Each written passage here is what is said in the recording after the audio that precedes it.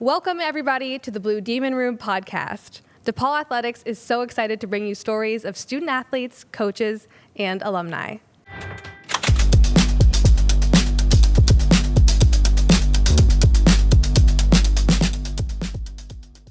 I'm your host, Casey Standahar, and I'm thrilled to introduce our two guests for today. We have U.S. track and field Paralympian Noelle Malkamaki and her coach, Brandon Murer. Guys, thank you so much for joining us. We're so excited to have you on the show today. Yeah, I'm super excited to be in this fancy new room and talk with you today. For those who don't know Noelle, she's already pretty famous, but Noelle is a USA track and field Paralympian. You've been represented by DePaul. This is your second time in Paris, heading to the Paralympics now this year, and you just broke your own record. What drove you to do that? Well, what drove me was literally my parents, and that's a story for another time. I wasn't able to make my flight, so we drove down through the night, and even after 18 hours of driving, I was able to break my own world record again, and that's kind of exactly the momentum that I wanted heading into the 2024 Paralympics. It feels really good to have that kind of extra push in the middle of a training block like that, to know that we're on the right track and throwing farther and farther. And you have been doing this with a disability most of your life, almost all of your life. What motivated you when you knew that this was going to be a part of your life to still pursue shot put and throwing and being a part of this collegiate team? Yeah, so when I was younger, I never really knew anything besides able-bodied sports. I didn't get involved in adaptive athletics until much later in my life. I think I was 20, which is a lot later than a lot of my Paralympian teammates get involved. So for my whole life, I just knew competing with one hand against people with two hands, and that's always how I did things. So it didn't feel any different for me looking back in grade school or high school or even in college when I began my process of kind of figuring out if I could do collegiate athletics. That was shocking even to think that I could pursue track and field past the high school level. I didn't think that I'd be able to do that. So even then, it just felt kind of like a blessing to know that I was able to just keep doing an activity that I enjoyed so much. I was just grateful to have 4 more years. So, now looking at everything that's happened since then, it's just super exciting to see how embracing a side of me that I hadn't always embraced can give me so many opportunities. Absolutely. And the support here from your coach, Coach Murer. Coach, thank you also for coming on with us today. I heard that when you recruited Noelle, you weren't even aware that she only had one hand. Can you tell us that story? Yeah, it's absolutely true. In the recruiting process, sometimes we're out in the field and we see people, and that's how the direction starts. Or most of the time in track, we're going off a list. And I saw Noelle's results, and they're great. Right up what we're looking for. And the big thing was just how do I get in contact, right? And so we had exchanged phone numbers, and I called her, and we talked a long time that first time. And I think it was probably 35, 40 minutes in, and she's like, "Oh yeah, by the way, I need to tell you something about me."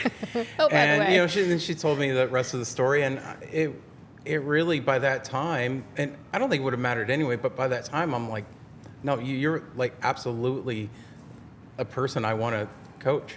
So okay, it just really didn't mean anything from the get-go.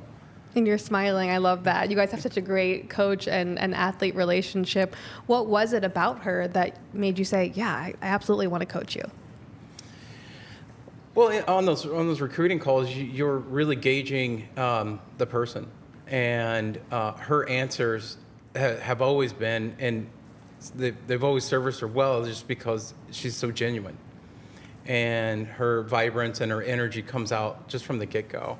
And someone that's going to work hard, somebody that's going to help improve the program for who they are, not just what they do, not just for how far they throw or how many points you can score, but what are you going to do for the program? Sure. And so that came across right away, and kind of been running with it ever since.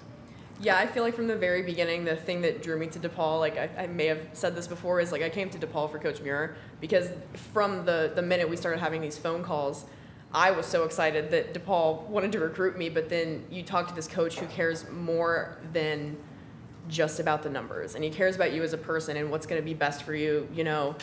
while you're in college as a whole complete person, but then also post-collegiately. And, you know, now I have this post-collegiate career, but before we even knew that was happening, I think coach just cares about the entire athlete and not just what he can get out of you in the ring or on the runway. I love that. Obviously, coach is a big influence of why you came to DePaul, but also you're from Illinois.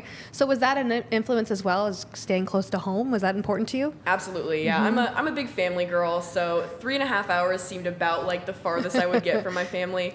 If you ever talk to my parents, they were a little bit scared about me coming to Chicago, because especially from downstate, Chicago gets a bad reputation. They don't Chicago know. is amazing. I'm Right. so glad I came here for college.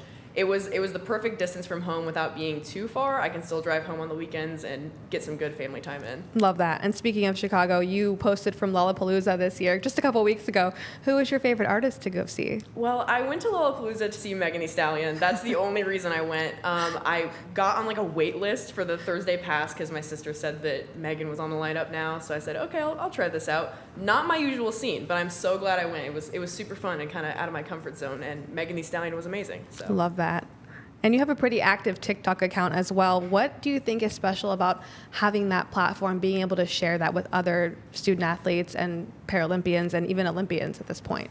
Yeah, I think it can sometimes feel silly to post little TikToks and on Instagram and stuff, but I think ultimately the more that we communicate about anything and provide visibility about anything, the better it is for the people in that community. So I think a lot of my motivation to keep posting on social media is like, well, here's me in this specific circumstance in a whole lot of different ways. Like every part of my identity can kind of intersect, and then anybody that sees that can feel represented in some kind of way. So I think that there's a lot of stereotypes and stigma around people with disabilities and athletes with disabilities, and anything we can do to kind of just show that most of the time those are just regular old people doing the same stuff as anybody else. I think that's helpful for everybody involved, you know, and to extend the reach of the Paralympics and adaptive athletics. And it's such an honor that you're going to the Paralympics. I know you're so excited. You mentioned you're feeling, you know, just thrilled to be back in Paris.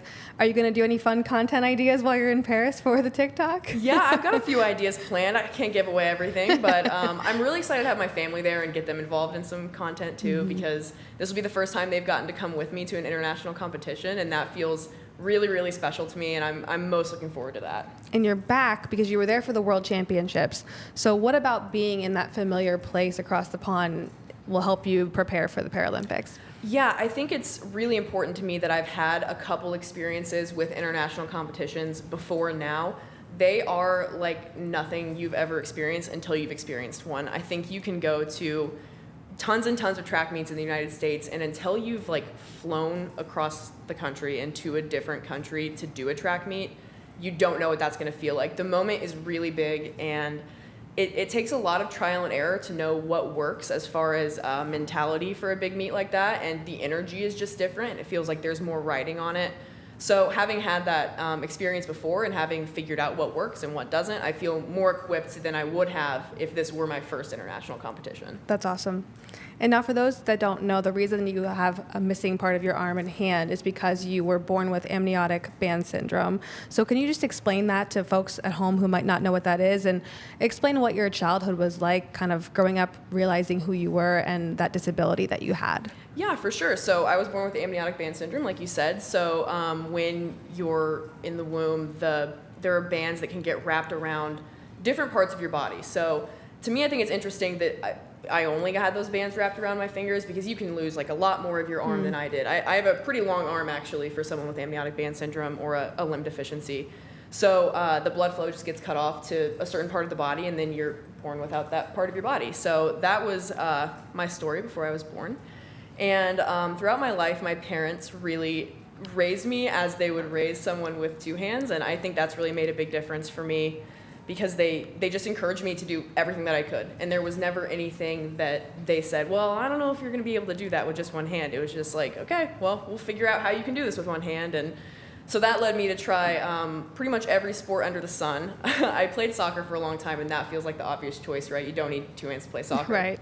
But I also played basketball, softball, volleyball. I played hockey for a while, so that That's was pretty awesome. cool. I use a prosthetic here and there, especially for hockey, but As is often the case for someone who's born with a disability, it's a little bit easier to not use the prosthetic because, I've only ever known how to exist with one hand. Adding something else is almost like, whoa, this is too many fingers. I don't know what's going on. But yeah, it's just been, I feel like I had a pretty normal upbringing. Even looking back in hindsight, I feel like I didn't see myself as other very often. That didn't really start until I started getting involved in adaptive athletics. And I think it's interesting that I never got involved earlier, but you wonder how much of that is like, well, we're raising our child as if she doesn't have a disability, which is great in some ways, but then you lose out on maybe, hey, here's this other opportunity, but because we're not super in touch with the disabled identity, that never came up.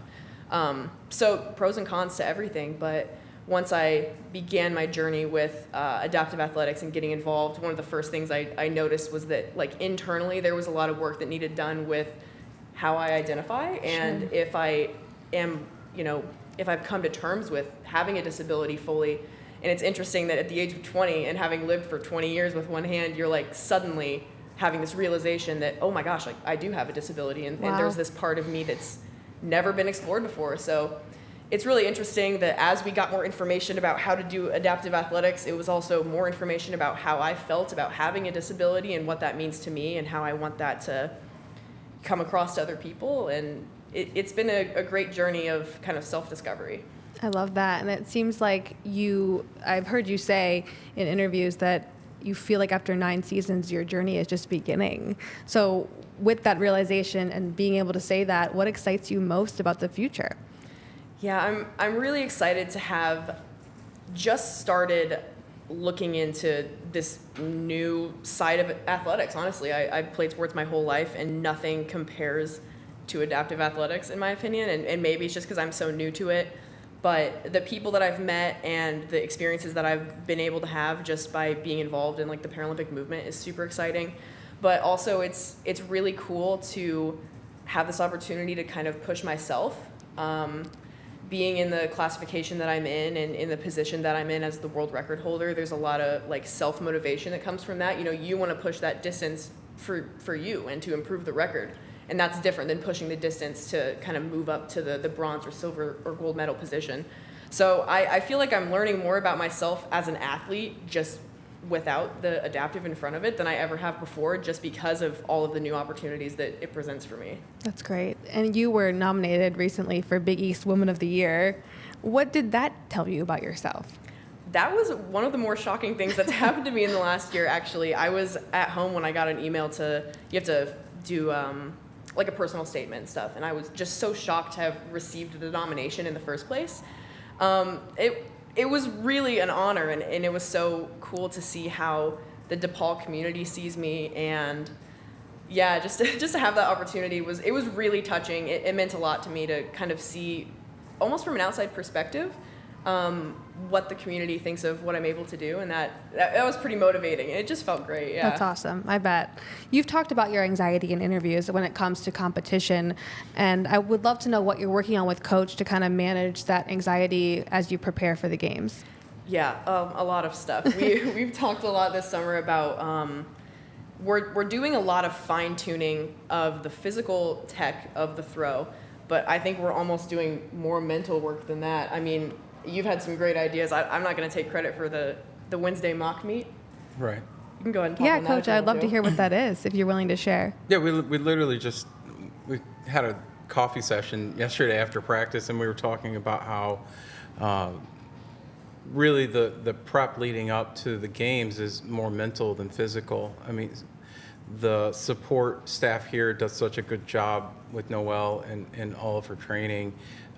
Helps her out, helps me out, and so it gives me a chance to work on the anxiety or the performance, goals or anything like that. And so one of the things that we've done over the summer is we've had mock meets, and we'll set goals, and it's things that you would do anyway during a season, but you don't get as many meets, and that's something that Noelle talked about. I don't have that many meets, so we just made meets up. That's cool. And so we'll go out there, and it's nice for her to kind of compete with herself and, you know, be in that world so that when she's on that stage, I mean, yeah, she's competing with everybody, but how am I doing? What am I doing? You know, she's done a great job of learning how to overcome, like, maybe not a great first throw, or, you know, not hit the mark she wants to, and, or, you know, what happens when you wait around and, you know, there's something that they have to do. And so, okay, you know, hey, we're going to wait 10 minutes for your next throw, right? Because something happened. You know, we'll just put her in situations. And it's getting her, it has gotten her, I think, already more prepped for That's this really meet. cool. That way Yeah. you can't really be thrown off by anything. You're like, Yeah. I've simulated all of We this. prepared for all of it, right? And Very you know, cool. that's always, you pull on past experiences for what do I need. When I was in Japan, my first throw was not good, and it threw my entire competition. It wasn't a good competition. So coming back and just resetting and thinking, okay, so here's the things I struggle with mentally from a performance anxiety standpoint. How do we put me in situations to figure out how to do that? Because like Coach said, I'm not going to a bunch of meets every weekend right now. There's not much. Went to trials, and then there's nothing until the games. So kind of having these simulation meets is just a good opportunity to get your head right, know what it feels like to kind of get in the meet scenario and how you respond to certain situations.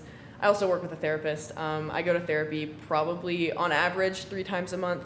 I've started going more as we get closer to the games Sure. because things just ramp up, and it's a nerve-wracking situation. But between all the openness to work on performance anxiety from coach, and then also like working with a licensed therapist, obviously that's made a huge difference, and I think it's definitely changed who I am as an athlete. I've learned that you're doing a lot of journaling and visualizations as well. So what are you visualizing ahead of the games? Yeah, I visualize what it will feel like to walk into the stadium, because that's a big stadium. And that's kind of when I've noticed the majority of my anxiety will manifest, is first walking out and seeing how big things are, and the heartbeat just goes crazy, right? So envisioning just what it will be like to walk in, and then also through my warm-up all the way through 6 throws, just what it will be like and how my body moves through the throw, and then how to respond to certain situations. I also visualize, my coach and my family in the stands and what that's going to feel like. And I think it's also important to visualize success. And so I think about what it will feel like to have the American flag around my shoulders. Love And that. celebrate everything afterwards. Yeah. That's awesome. I hope that all comes true. That's amazing. And Thank it's you. so inspiring that you're visualizing that and having a positive mindset ahead of it, because I think that truly does make all the difference. Coach, you would agree.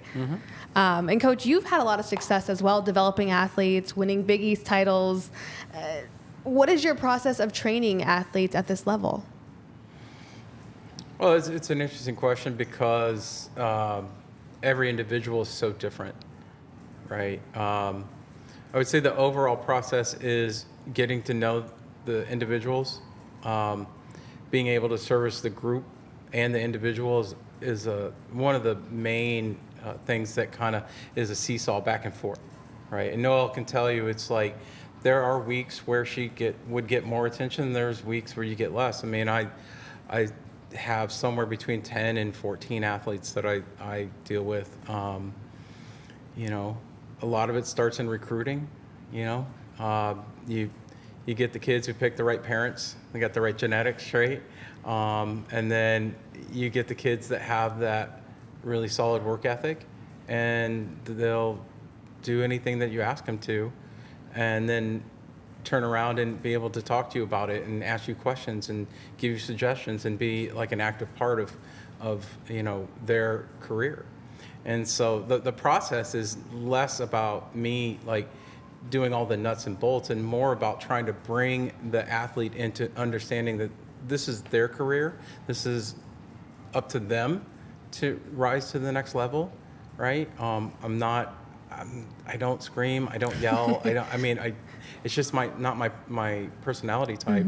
And so I talk, and getting people to understand their own personal power is where the process starts and ends.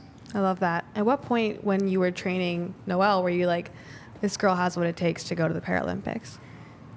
Well, it's interesting because I told you freshman year, but I didn't bring it really back up until junior year. I think it was late sophomore year. But it was less about knowing she had the ability and more like, well, is she ready for that? Like, is she ready for that part of her career. And you even said, if I'd brought it up her freshman year, she'd been like, yeah, no, I'm not going to do that. Right. And, we could probably talk a while about why that was. But you could just tell she wasn't really ready. And physically, she's always been so outstanding. Like, I knew right away.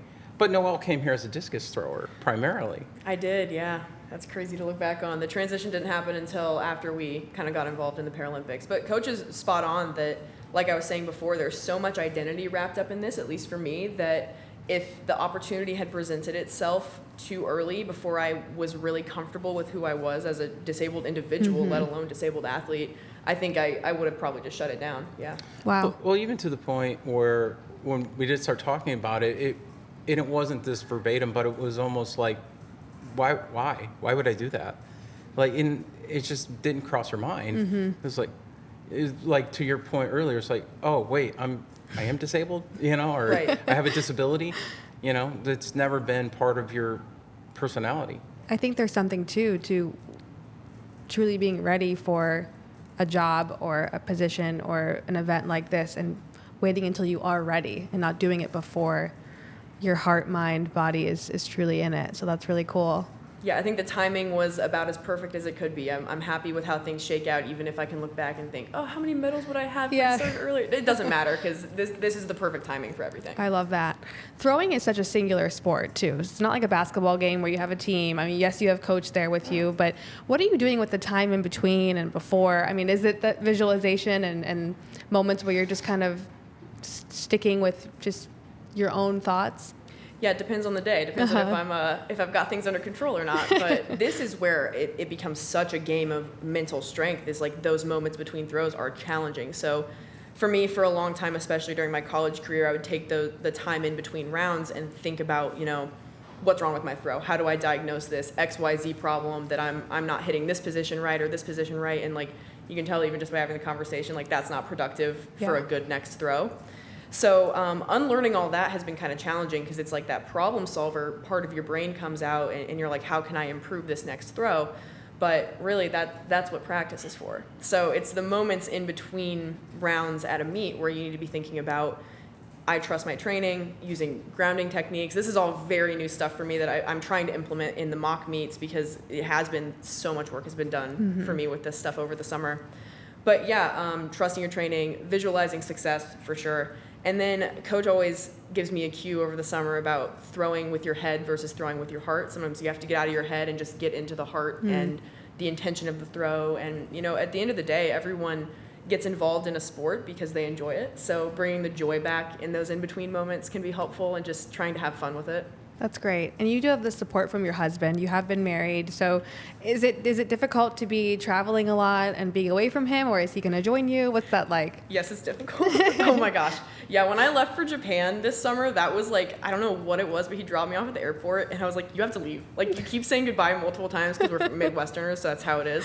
Yeah, takes an hour to say goodbye. I'm like, you have to leave, because I'm crying over and over again every time you say goodbye. But it's great to get to go visit all these beautiful places, but every time I'm there, I'm like, oh, Robert would love this. So it's huge for me that he's coming to the Paralympics this year.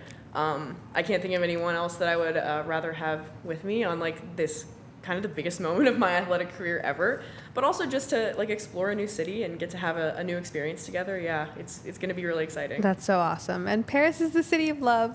Right, can't go wrong. Yeah. Do you ever get nervous when your family and your husband are around for things like this? Because for me, I'm like, everyone get away while I do this, or do you like having kind of their presence there? Yeah, I definitely like having them there, especially throughout college. My family made it to as many meets as they could, but obviously there's a lot more traveling in college than there was when I was in high school. All those meets were so local that they were able to kind of come to anything. So when they were there was a little bit of that added pressure, like, oh, mom and dad are here, like I really hope I throw well today because they're here to watch me. And that's another thing that with time you just learn to kind of reroute that pressure to be more productive. So I'm honestly, I'm excited for them to see me do this new thing that's kind of the same thing that I've been doing for so long, but in a different way. And with the Team USA uniform on, I think it's just going to be a special moment to share that as a family. I was just going to ask you about that uniform. Obviously, a cool perk of going to the Paralympics is getting to put on the red, white, and blue. Did you already try everything on? What's that feeling like? Oh yeah, I tried everything on. You get this giant suitcase shipped to you, and like the first thing, you just tear everything open. And so that's always a frenzy when that first happens. But I won't ever forget the first uniform that I ever got last summer before we went to my first World Championships. And I put on the uniform top, and then I just took it off real quick. I was like, this is weird. Like, this doesn't feel like it's mine. You know, there's just kind of that moment of imposter syndrome is a very interesting thing, and I think a lot of people deal with that, especially in the world of sports. But over time, like with anything, with the more that you wear it, the more it feels like you've earned it. I don't think it ever quite feels like when I put on my DePaul uniform, I'm like, I go to DePaul. This is like my school. I definitely am used to wearing this uniform, but yeah, it's special, but in the way that like now I feel like I've earned this, and there's Sure. this big moment, and I have earned the honor to wear this instead of kind of feeling like an imposter in it like I did before. I can imagine. That seems amazing. And you look at even at the Olympics, like Scotty Scheffler, the pro golfer. I mean, he was just overcome with emotions after representing USA, wearing the colors, wearing the medal. So I can only imagine kind of that feeling of putting it on and being like, wait, is this for real? Yeah, it's big. It's a big responsibility to wear the Team USA uniform. And Love it. The emotions are real. I love to see that in athletes because I'm like, oh, they're just like me. You know, Simone Biles talked about having performance anxiety and talking with her therapist before she competes. And that's really validating for me. And I'm thinking, okay, so one of the best athletes in the world also deals with this. Yeah. It's so normal. And You're I'm not glad alone. people talk about it now. Yeah. Absolutely. You have shared your love for coffee on social media. I'm a coffee drinker as well. So I want to know, what's your favorite Chicago coffee spot and what's your order? Oh man, that's tough. Okay. My current favorite, as I've gotten more interested in coffee and I drink more and more coffee, I think I'm getting pickier and pickier with what a good latte means. So right now, Coffee Lab is pretty close to here, and my favorite order from there is a brown sugar iced latte. Ooh, that Their sounds good. latte is like heavier on the espresso, and that's what I've started to like. It's like, now it's not strong enough, but As we get older, we need that. yeah, right? you're telling me. So that's my favorite right now, yeah. That's awesome. Some younger students or student athletes in your shoes, maybe with a disability as well, maybe thinking that they can't compete in athletics, or they might have doubts about their future. What would you say to them to motivate and inspire them? Yeah, I would say that there is a community if you know where to look for it, and that's what's so important about visibility. But there is a community of people who are disabled and compete in collegiate athletics that is there to support you and encourage you. And I look back on my time as a college athlete with a disability, and I think it was physically and emotionally one of the hardest things that I've ever done, and it was worth every second. I think it's worth it to go through those hard things and to just keep persevering and trying every time you kind of fall down, and that will happen. But to just keep standing up and just try one more time every time something goes wrong, because there are people that are rooting for you, for sure.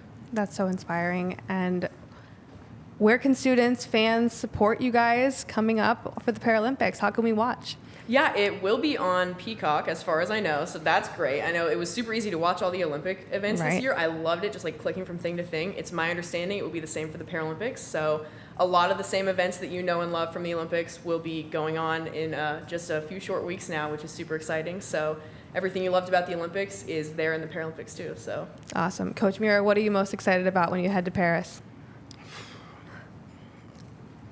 I mean, I can't stop thinking about the actual meet. Yeah. We were talking the other day where we just kind of want to be there already.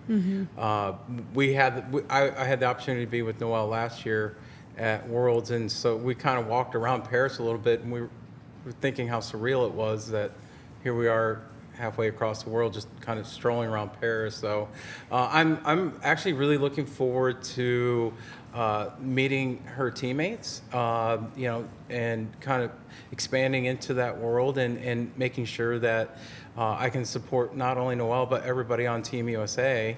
Of course, Paris is amazing. I've been there a couple of times, I've been lucky enough to be there. So just seeing some of the sights again, being at that meet, and coaching her, and, we know what the result we want is, and we just kind of want to get to it. And, I think that's a singular thing that you can be excited about. That's great. Well, all of us at the Blue Demon Room podcast, I could speak for all of us in saying that we're so excited for you both. Good luck. We wish you the best. I know DePaul is rooting you on for sure. Thank you guys so much for being on the show today. Yeah, thanks Thank for you. talking with us. Thank you so much to Coach Murer and Noelle. Again, the Paralympic Games start August 28th on Peacock. That'll do it for this episode of the Blue Demon Room. We'll see you next time.